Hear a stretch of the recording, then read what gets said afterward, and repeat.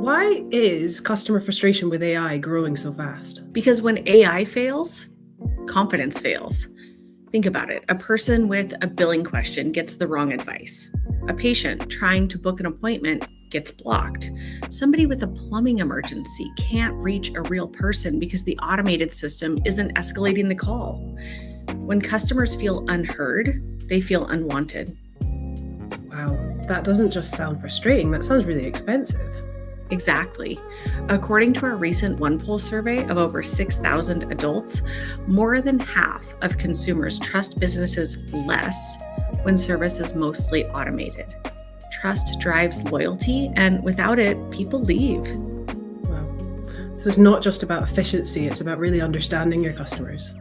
Yes, clear, human-centered interactions, they're going to win every time.